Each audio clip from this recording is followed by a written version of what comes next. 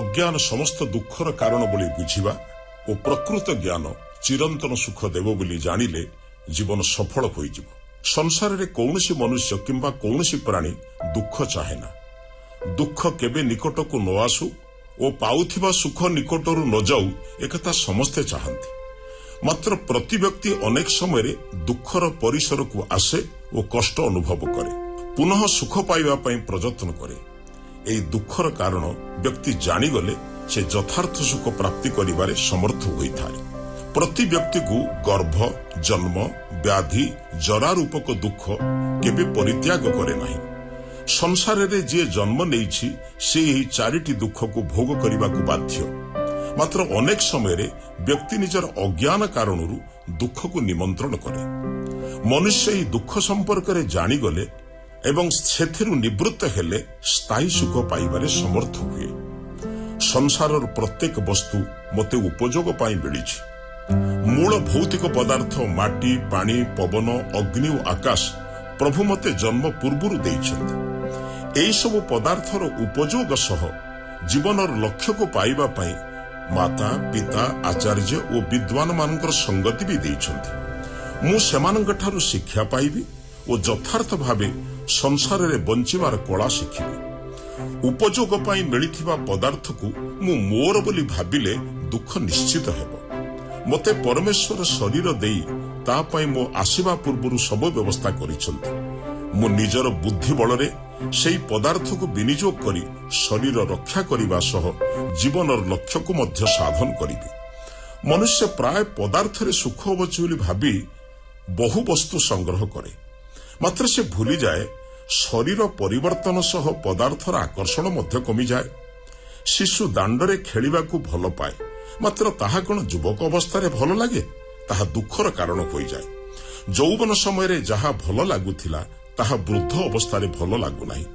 ତେଣୁ ଯଦି ପୂର୍ବ ସଂସ୍କାରକୁ ମୁଁ ସର୍ବଦା ମନେ ପକାଇବି ତେବେ ତାହା ମୋର ଦୁଃଖର କାରଣ ହେବ। ଅନିତ୍ୟ ଶରୀର ଓ ଅନିତ୍ୟ ସଂସାରରେ ନିତ୍ୟ ସୁଖ ଖୋଜିବା ଦ୍ୱାରା ମୁଁ ଦୁଃଖୀ ହେବା ହିଁ ସ୍ୱାଭାବିକ ହେବ। 2 ଖଣ୍ଡ ରୁଟିରେ ଯଦି ମୋର ପେଟ ପୁରୁଛି ତେବେ 200 ଖଣ୍ଡ ରୁଟି ବାଧ୍ୟବାଧକତାରେ ଖାଇଲେ 100 ଗୁଣ ସୁଖ ହୁଏ କି? ବରଂ ଦୁଃଖ ନିକଟତର ହୁଏ। ଅଧିକ ବସ୍ତୁ ସଂଗ୍ରହ ଦ୍ୱାରା ମିଳୁଥିବା ସୁଖ ଦୁଃଖର କାରଣ ହୁଏ। ମହାତ୍ମା ଭର୍ତ୍ତୃହରିଙ୍କ ମତରେ ଭୋଗେ ରୋଗ ଭୟମ୍ କୁଳେ ଚିତି ଭୟମ୍ କାୟେ କୃତାନ୍ତାତ୍ ଭୟମ୍। ଅତ୍ୟଧିକ ଭୋଗ ରୋଗର କାରଣ ହୋଇଥାଏ।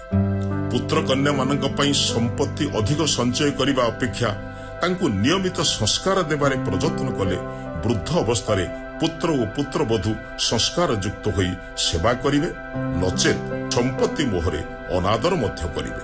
ତେଣୁ ପିଲାମାନଙ୍କୁ ଉପଯୁକ୍ତ ସଂସ୍କାର ଦେଲେ ଭବିଷ୍ୟତ ଦୁଃଖମୟ ହେବନି। ଶରୀରକୁ ମୋ ବୋଲି ଭାବି ତାର ସୁରକ୍ଷାରେ ସମସ୍ତ ସମୟ ବିନିଯୋଗ କଲେ ଯେଉଁ ଆତ୍ମା ପାଇଁ ଶରୀର ମିଳିଛି ତାହା ସମ୍ପର୍କରେ ଚିନ୍ତନ ନ କରିବା କଣ ଉପଯୁକ୍ତ ମନୁଷ୍ୟର ଲକ୍ଷଣ? ଏହାଦ୍ୱାରା ଆତ୍ମଜ୍ଞାନ ଅଭାବରେ ଶରୀର କ୍ଷୟ ହୋଇ ବହୁ ଦୁଃଖର କାରଣ ହୁଏ। ଶରୀରରୁ ସର୍ବଦା ପ୍ରତି ଇନ୍ଦ୍ରିୟରୁ ଦୁର୍ଗନ୍ଧ ବାହାରେ, ମାତ୍ର ଏସବୁ ଆମେ ସୂଚି ରଖିବାକୁ ଯତ୍ନ କରୁ। ଶରୀର ଅଶୌଚ ଭାବି ପ୍ରକୃତ ଶୌଚ ଆତ୍ମା ପରମାତ୍ମାଙ୍କ ଚିନ୍ତାରେ ରହିଲେ ମନୁଷ୍ୟ ଦୁଃଖକୁ ଆଦର କରିବ ନାହିଁ। ପ୍ରତି ସୁଖରେ ଦୁଃଖ ମିଶି ରହିଛି ବୋଲି ଭାବିବା। ଭୋକ ଲାଗିଲେ ପ୍ରଥମ ଥର ଖାଇଲେ ଯେଉଁ ସୁଖ ଲାଗେ ଶେଷ ବେଳକୁ ସେ ସୁଖ ନଥାଏ। ଏପରି ପ୍ରତ୍ୟେକ ଭୋଗ ସମ୍ପର୍କରେ ଚିନ୍ତା କଲେ ଆମକୁ ଆସକ୍ତିରୁ ବଞ୍ଚିବାକୁ ବହୁ ସୁଯୋଗ ମିଳେ। ତେଣୁ ଶରୀର ଆମକୁ ଉପକରଣ ରୂପେ ମିଳିଛି। ସଂସାରର ପ୍ରତି ବସ୍ତୁକୁ ଉପଯୋଗ କରି ଉପାସ୍ୟ ପରମାତ୍ମାଙ୍କ ଧ୍ୟାନରେ ମନୁଷ୍ୟ ପ୍ରଯତ୍ନ କଲେ ଶାଶ୍ୱତ ସୁଖ ନିଶ୍ଚିତ ମିଳିବ। ଭୌତିକ ପଦାର୍ଥରେ ଅତ୍ୟଧିକ ଆସକ୍ତି କ୍ଷୟଶୀଳ ଶରୀରକୁ ସର୍ବସ୍ୱ ମାନି ଭୋଗଲିପ୍ତ ହେବା ଦୁଃଖର କାରଣ। ଏପରି ଅଜ୍ଞାନକୁ ଦୂର କରି ଆତ୍ମା ପରମାତ୍ମା ରୂପକ ଜ୍ଞାନରେ ନିମଗ୍ନ ହେଲେ ଦୁଃଖ ଦୂର ହୋଇ ସୁଖ ନିକଟତର ହେବ, ଶାନ୍ତି ନିକଟତର ହେବ, ଆନନ୍ଦ ପ୍ରାପ୍ତିରେ ଅଧିକାରୀ ହେବ।